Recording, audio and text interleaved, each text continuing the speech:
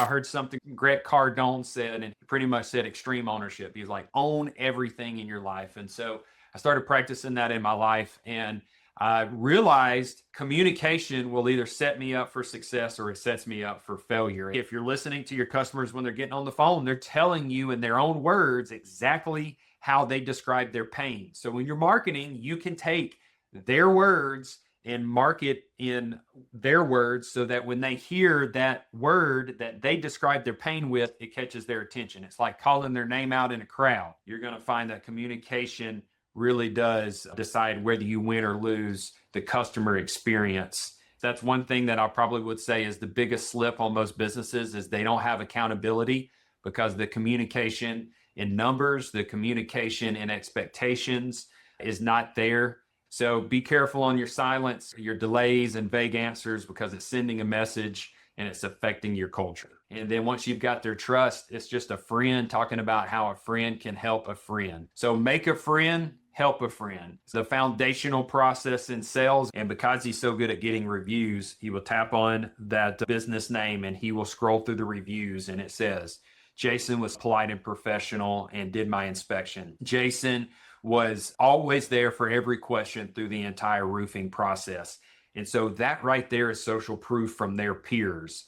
We were raised by our mamas and our grandmamas to always ask permission. But in business, that is not the best philosophy. It is crazy to me in the last 3 days how many customers I have heard say, y'all are the only ones that came in and told me what I was buying and told me why I needed it and why you were offering it as an option. I never like to overpromise. I had rather give them worst case scenario and over deliver because then at that point, you've got an ecstatic customer through the process and at the end of your service. Again, this is why I go back to we win or lose with communication. Every failure and every win, I can trace it back to a good communication or bad. Manufacture excitement in the areas where you want to buy in.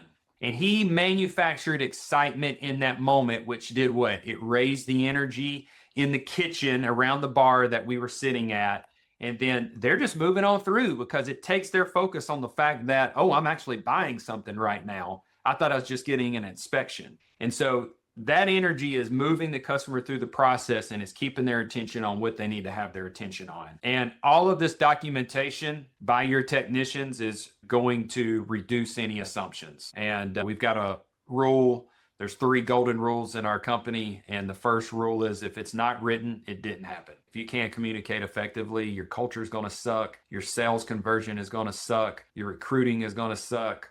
Your reviews are going to suck. At the end of the day, how effectively we communicate is going to dictate how successful we are in our marketplace. And if you pay attention to that communication chain, you'll be able to see where you can improve it.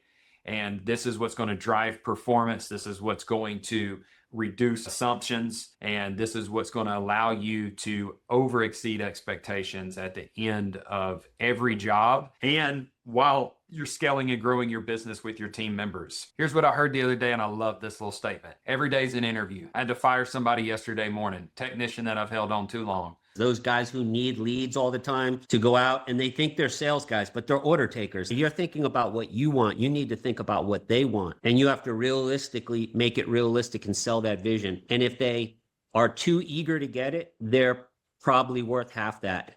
And if they buy into it and they believe they can get it, then you got the right guy. I'm really glad we're having this conversation because I tell guys who message me in Blue Collar Millionaire that sales is probably the last thing you should give up. If we have one guy or we're doing the sales, how do we create more? Because that's how you really grow. You have to do it. You can only be so many places.